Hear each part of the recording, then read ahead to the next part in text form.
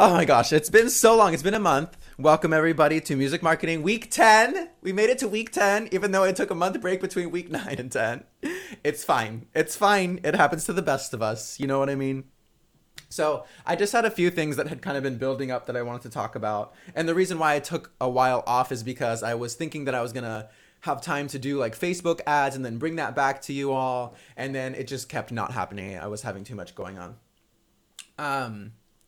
Yeah, no, it doesn't understand any German, Brownie. So it just turns it into gibberish. But so basically, I was just kind of trying to have something happen with like Facebook ads, and I didn't have time. I was been working on a music video that's gonna come out soon. So yeah, I just kept thinking I don't have time, and I didn't. So I kept taking weeks off, and then I was like, okay, you know what? It's been a month. We got to get back into it. And I do have things that had kind of been piling up that I wanted to talk about. One of the first things being building a community as a musician. And I'm not talking about just a community of fans. I'm talking about a community of your peers. And this is something that everyone, even if you're not in music, you can jump in on. Because I noticed that a lot of streamers, a lot of musicians, they try to get on the good side of people who are verified, people who are partnered, like the biggest, not the biggest names, but like maybe the biggest names in the indie, niche that they're in the indie scene. So like for me, for example, I identify as queer and I follow a lot of queer artists now. And it seems like, everyone, of course, is connected to some of the bigger indie queer artists, but maybe not necessarily paying as much attention to the people who are on their level. And although I think it's important, of course, to always know the people who are a step above you. Hi, Edis. Yeah, no problem. Oh, okay, no problem. I'm doing music marketing right now. But so, what was I saying? Oh yeah, so it's good to know people who are a step above you because they know what's coming next, career-wise. And also, obviously, they have a bigger following. So, for example, when a partnered streamer on Twitch shares my music or raids me, or, music-wise, if a bigger artist is putting me on their playlists or adding me on their stories, that's going to do a lot more per share, than a smaller artist would. But by that same token, these bigger artists, these bigger streamers, bigger people, they also know so many more people, and their focus is so much broader. Because they know so many more people, they can't give as much attention to each individual person. But me as a smaller artist, for example, I have a lot of different people that I know, but it's still a manageable amount. But every week, I hear about two new artists. I become friends with like two new artists and two more and two more and two more. And slowly it's like, okay, I can't share music from everybody all the time anymore. But that's why it's really important because you really want to have a balance between, you don't want to just talk to bigger people who are above you. Yes, they can help, but they also have so much else going on. Like if you look at someone with 10,000 followers on Twitch, they're going to be following a lot more people than someone with 1,000 followers or someone with 500 followers, typically, just because they know more people. So it's really important to think about, okay, am I also interacting enough with people that are on my level? Because those, even if it's smaller, reward, this sounds very unromantic. It sounds very like you're using people for business. That's not what I mean at all. I'm just trying to say it in simple terms. Basically, the more smaller people is just as powerful as knowing bigger artists. I can't tell you how many times I've had, like I release music and then like maybe one bigger artist will put it out and sure, that's great. They'll share it. But then I have like, 10 of my friends who have a few thousand followers each. They have very engaged indie playlists, that they're putting me on. And then, those people start to come back because it really is a strong network. And the people who follow indie artists are the ones that are most hungry to find more indie artists. And the same thing with small streamers, or I know a lot of people hate that word, but I mean, streamers who they don't have the huge following yet. Typically, people who are looking for streamers with smaller numbers are the type who also want to find even more streamers with smaller numbers versus, they're only watching for like the perfect gameplay or all of that. Building your artist means you're giving advice to other artists or you're talking about your own progress. Kind of both, Brownie. More giving advice to other artists from, my experiences and my marketing standpoint, but also using my own progress as a framework for all of that. So that's why I have, a playlist on Spotify, because that's how I meet other artists and, follow a lot of people on Twitter, and see who they're sharing, and follow these indie blogs to see what type of indie music they're sharing. Because the more friends that you make and the more people that you share, the more people that will want to share you. And it's just easier to get the attention of smaller artists because, again, they have less going on. They have less notifications. And every share they get means more to them, because it affects their streams proportionally so much more. Um, Kind of, Brownie, yeah. So building up your own community by meeting other artists, by the more people that you know, the more it kind of becomes an umbrella effect, like if I can only reach so many people, but if my friend shares my music, then their whole network also sees it. And then if this friend shares it, their whole network sees it. So kind of balancing, like, okay, what's more important, but also kind of both are very important. Having, a lot of smaller artists who have reach around you, but also, some of the bigger artists who might break into, new areas where other people might not have found you. I mean, no matter what, it's going to be people finding you that wouldn't have before, but basically, I mean, just like we've talked about networking with blogs and journalists to make relationships and get coverage, and using things like Twitch or other live streaming things to find more fans, you also want to find more artists. You want to find more people who are doing what you do, also for your own mental health and well-being, because they get it. They know exactly what you're going through. But that's, just like if you don't have the capacity to collaborate and release a song with another artist, this is a way that's a lot less work intensive to also, share love and reach different people. Are you shooting jam sessions with other artists online? I have not, Brownie. But that would be really fun. I haven't done jam sessions with other artists. I'm just talking about, even just social media sharing. But I definitely want to. I think that's really important, collaborating with people, especially on Twitch. If you can go to someone's location and live stream with them and have all of their fans meet you and you introduce them to all of your fans and friends, like, that's huge. As much crossover. Basically, the moral of this story here is crossover with artists as much as you can. If it's a jam session, that's a great idea, Brownie. If it's, just sharing people on your playlist, if it's just retweeting their music, but start creating these real relationships outside of just journalists. Because a lot of times artists can even be more impactful sharing your music than a blog would. A blog would, not a block of wood. If you're looking at my captions. But that's basically that on that. And then another thing I wanted to talk about is there's a lot of fake pages out there. There's so many pages, especially on Instagram. I'm going to pull one up right now, which is why I'm looking at my phone. There's so many pages out there. I mean, okay, wait, I took a screenshot. I have to remember what the username was. I'm not going to put them on blast. Well, maybe I will. I don't know. Because it's like they literally lie. They lie and they pump up a fake truth. They pump up like some little evidence that they are reputable or that gives them some clout to then scam you out of your money, basically. Let me see what the name was. Okay, yeah. Make Music Moves.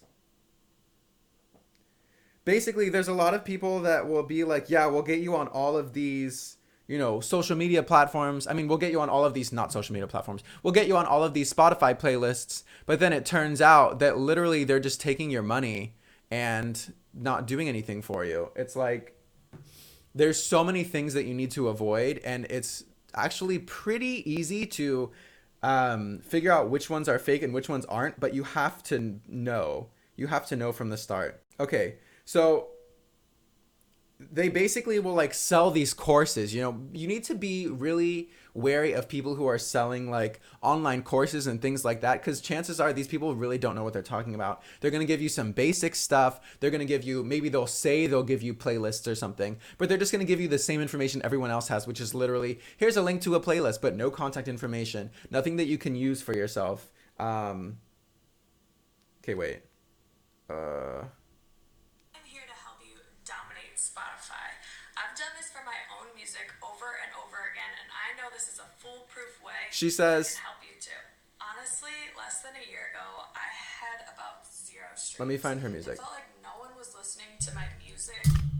Oops. Music, and I felt like I was getting nowhere. I had the attitude of, if you build it, they will come, and that is not true. But in this past year, everything changed. I now have over 500,000 streams on Spotify with 30,000 monthly listeners, and I've been added to over 8,000 playlists. I've put together this. Yeah, so that sounds like pretty cool, right? It sounds like, oh, she got over 500,000 plays, got added to, 8,000 playlists. But then when you look at it and you go to the playlist that she's on, it's literally playlists that she has paid to be on. Or playlists where it has nothing to do with her music, or it's like hundreds and hundreds of hours of music where they're never going to find her, like racing, driving, and drifting music. It literally, if a playlist says contact me here for submissions and it's not a blog, chances are it's something that you have to pay to get on. I'm not going to say that all of the playlists that she's on are fake, but a lot of these places are a lot of the people that claim oh, I can get you on all of this stuff. They literally will just charge you here, I'll charge you $500, $1,000 just so they can pay other people to put, your music on a playlist with robot listeners that aren't real. And then, they'll take whatever profit didn't go to get you on the playlist. So it's just really, really messy. Okay, let's see. Oh, she just released that 2 days ago. I was trying to see an example. Let me pull something up. There was another really, this is a very, very, very misleading picture that I wanted to show you. Here, let me actually pull it up on Instagram. I'll just out them. I don't care. Hey, this is a very misleading thing, but I see how it's clear why people think this is a legit thing. And I'll get to your question in a second, Brownie. Let me just finish this topic.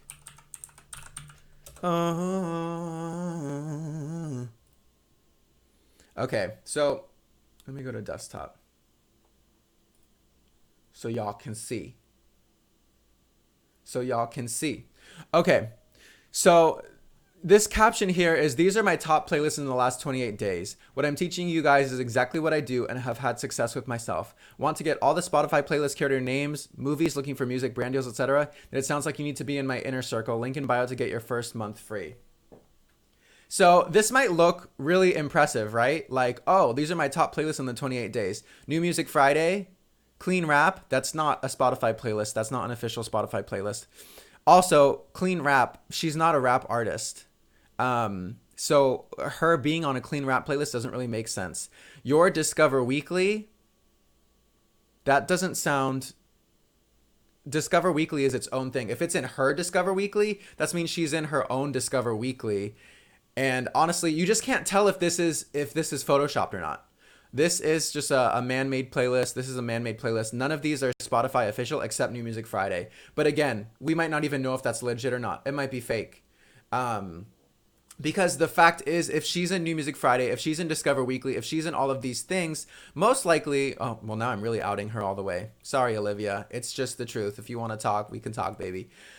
Chances are, if you're in all of these Spotify playlists, or you were before, you're in these major playlists, you're going to be in Spotify playlists again. You're going to consistently be in there. But it does look, it looks very tempting because she has solid monthly listeners. She has solid streams. But the thing is, it's just most likely not legit. And then they want you to pay money to get access to something, but they don't, none of these people are buzzing on blogs. None of these people have listeners. Let's go to her Last FM because that's where you can see their real listeners.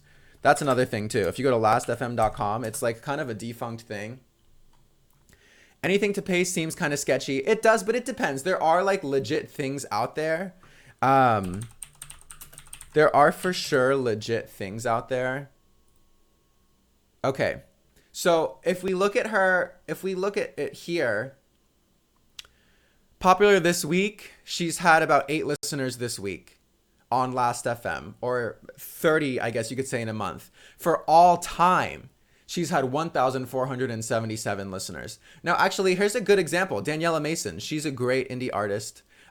She's had 11,000 listeners all time. And if we go to her, and this week she's had 41 listeners. So it sounds like she's maybe about five times bigger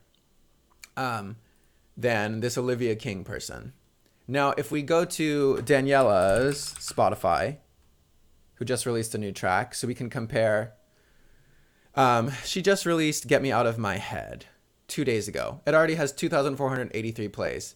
She has 3 times the monthly listeners. She has a lot more Spotify co-signage. She has a lot more streams. Like, basically, if you compare the proportions, is what I'm trying to say. If you compare the proportions of, 46,900 to 2,800, like, I don't even know how to perfectly explain it, but basically you can see that there's something fishy with the numbers when you go to multiple different places and you go to their social media. Then you can see that there's something fishy. So basically, before you sign up for anyone's course, go to all of their social media. Make sure that, okay, if they're buzzing like that, they need to be on a certain amount of blogs. Because it's not just about streams. Streams don't get you anything. Streams barely get you paid. So if you're going to get streams, you want to also know that you're going to be able to leverage that for blogs. You want to know that, okay, the streams that she's getting are real. She's getting social media following from it. You just want to see that there's more to it than just streams. You want to see that there's more to it than whatever their, sexy thing is that they're promoting. Because yeah, if I wanted, I could get you 1 million plays on Spotify, but you're going to have to pay money to get on these playlists. Like, it's not going to be legit. And there are a ton of places that we've gone over before where you can submit your playlist. You don't need to pay $17 a month or whatever. You can come to me. I would never, charge for a course unless you wanted like very specific, tailor-made advice. That's when I'd be like, okay, here's what I think. Here, I'll do some individualized research for you. But these people are not doing individualized research. They're just trying to get as many people in, because once people do it for a month, they realize it's a scam and they leave. But, you made $20 off 100 people, $2,000 right there. So it doesn't matter. You just have to keep bringing people in. And that's what these types of people do. So if you are thinking of signing up for, some type of like digital PR scam that you've seen off of Instagram, well, you obviously don't know it's a scam yet, but digital PR maybe that you found, or music marketing that you found on Instagram, or Spotify promotion that you found on Instagram, most likely those places are totally, totally, totally not real. And if you're concerned, message me. I'm happy to help. I'm happy to look through and research through them. I'm happy to start creating a list of places that seem not legit. Now, there is a chance that Olivia's legit. I will say that. I will say that maybe her company's legit. Maybe she's actually helping people. But I don't really see her posting anything about other artists, that she's helped. It's really just her. And if you have clients that you're proud of helping, wouldn't you be posting them? Every time I do PR, I share my artists because I get successful results for them and I'm proud of them. And I want other people to not only find out about them, but I also want to show like, hey, I'm not fake. I'm doing real things here. So that's that on that. It is brutal, Ace. But the thing is, I would never expose somebody or talk about somebody in this way who was actually, doing great work. But I'm definitely going to start some drama and expose some people if they are taking advantage of artists who are just trying to make it. And an artist is like, $20, how much could it hurt? But that $20 adds up, and it's still, propagating, I can't think of the word right now, but it's still, all adding up for this person and making this person think it's okay that they can get away with it. And it's not. It's not okay. Scamming is never okay. Stealing artists' money is never okay. So that's messed up. Brownie, if you're still here, so how are you producing your own music? Where are you getting your lyric inspirations from? I produce my own music with Ableton. I started with a couple other programs like Audacity and Reaper, and slowly got into more complex ones, and just started teaching myself. Except for my last single, my other music is all self-produced, which is why it's not as polished. But my all my next releases are all going to be completely DIY. And I can tell that I've gotten much better. So I'm really excited for everyone to hear. My lyric inspirations from, I mean, I think most people, just my daily life. Stories, whether they are told to me or my direct experiences, mostly my own experiences.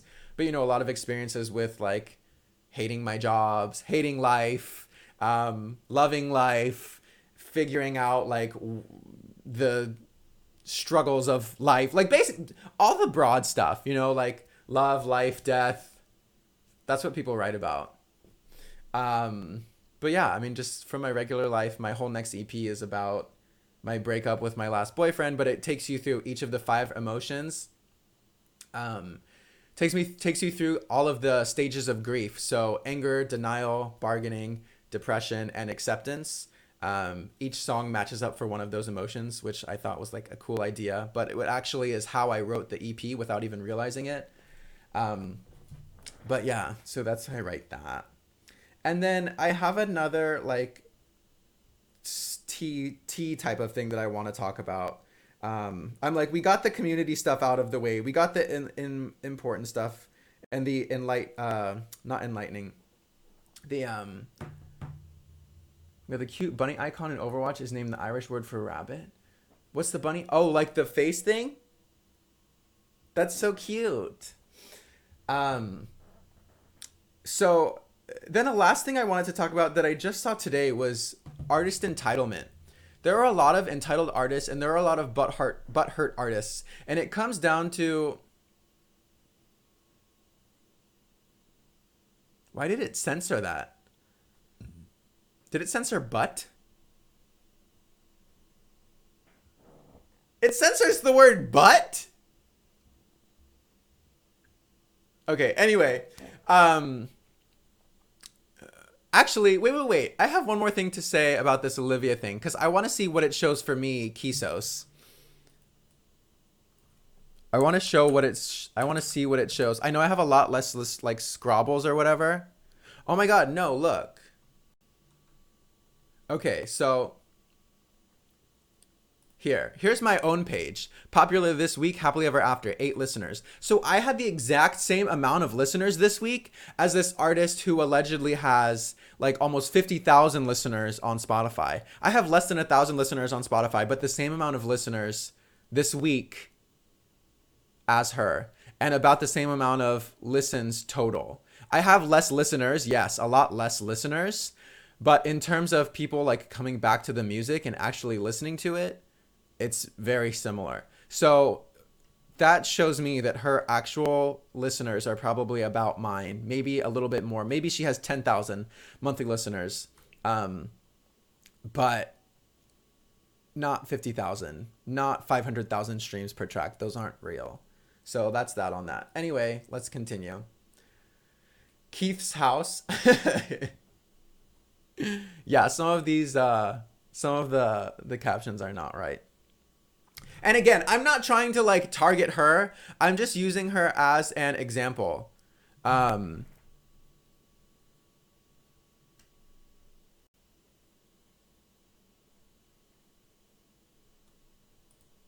just using her as an example because it's here and this popped up on my Instagram. Oh, it's Keith's house instead of Kisos. Ketos. Every time we say Quesos Cheetos. Oh my god, every time we say my name, it's going to be something different. But yeah, I'm literally not trying to single her out. It's just the example that came on my Instagram most recently that was like the tipping point for me. And it was just a case study for us to go through. So again, I wish her no harm. I just wish for transparency from all of these companies. And I hope that she ain't scamming and that it's actually legit. And then the last thing I want to talk about is just artist entitlement. I don't know if you saw on Twitter today, but I posted this article that someone shared basically saying that blogs need our music to survive. Blogs need indie artists to survive, and thinking that artists put in more money and more effort into our art, so journalists don't deserve to be paid, or journalists don't deserve, basically someone was complaining about Submit Hub, which we've talked about before, which is a place where you can pay $1 And then by paying $1, you get the privilege of somebody who was sifting through hundreds and hundreds of submissions of music. They will listen to your music for a guaranteed amount of time and give you a guaranteed response. It is a fair trade-off for $1. Are there some blogs on there that take advantage of artists and, either do shitty write-ups or just kind of approve everyone, or, that don't use the platform correctly? Yes, there are. But most of the people on there are not. And the fact that someone was trying to say it was a bad thing that blogs are making hundreds of dollars a month off of this platform is beyond me. A blog owes you absolutely nothing. They're volunteering their time to not only write about you, but usually do social media posts about you. They're on your team. So to put it as this thing of, I'm an artist, I deserve coverage, blogs would be nothing without indie artists. Blogs don't need you, bitch. They have infinite material to choose from. If they never got a submission email, they would still be fine. They would find artists on their own. We all try to find music on our own. We are all about music discovery. So thinking that and I hear this argument all the time, like where blogs are like, people are like, oh yeah, blogs need us just as much as we need them. No, blogs don't need you. They don't. So be grateful when someone covers you. Be grateful when they respond to you. If you don't like Submit Hub, don't use it. Chances are, if you're not getting coverage and you're not getting the feedback you want, it means your music isn't good enough, or it means you haven't done your research and you're pitching the wrong place. Now, here's the thing. I think everyone's music is good enough in the sense that if you made this music, that's dope. Like, not everyone makes music. That is crazy. That is amazing. It takes so much work, so much blood, sweat, and tears. But there's a difference between polished and not polished. My music in the past, not very polished. Did I still get some love in? Yes. I did. I really did. And it wasn't through Submit Hub. Submit Hub all told me my music was trash. But I found some other bloggers who were, very nice and saw the potential, even if there was a little more grit in there.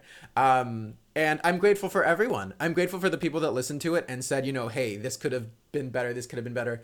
I'm not grateful for the people that just outright said it sucked and were like not constructive about it. But I also didn't take it personally. You have to grow a thick skin here instead of being butthurt and thinking blogs don't deserve to make money, thinking that you're better than bloggers, and thinking that blogs need you because they don't. And also thinking that blogs are exploiting you by using Submit Hub.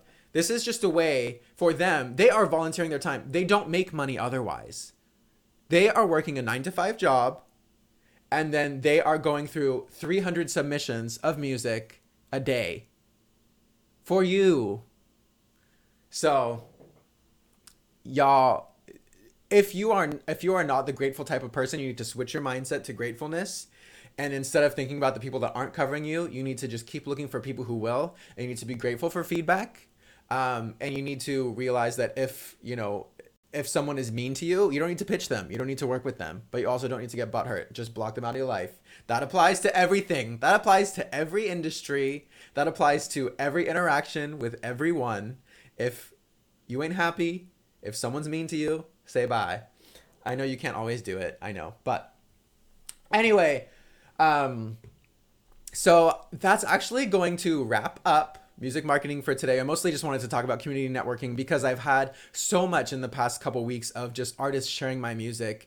And I've been working so hard on my own playlist and, promoting other artists for years now, outside of, my PR work, just also like slowly growing my little playlist. It's grown from 10 followers in 2017, late 2017 to 70 followers almost, which isn't that much, but it's so much growth for me to see. In a year, the fact that it's grown 7 times, or year and a half, it's grown by 7 times. That's crazy. And then if you think about in another year and a half, it grows another 7 times, another 7 times. So just also, that's another thing. If you're salty about blogs not covering you, make more friends. Make more friends with blogs and artists, because there are people out there who want your music. There are people out there who need your music. So start sharing it, start making friends, start sharing other people's music, because it's not all about you. What? Okay? Okay. Thank you for coming to Music Marketing Week 10.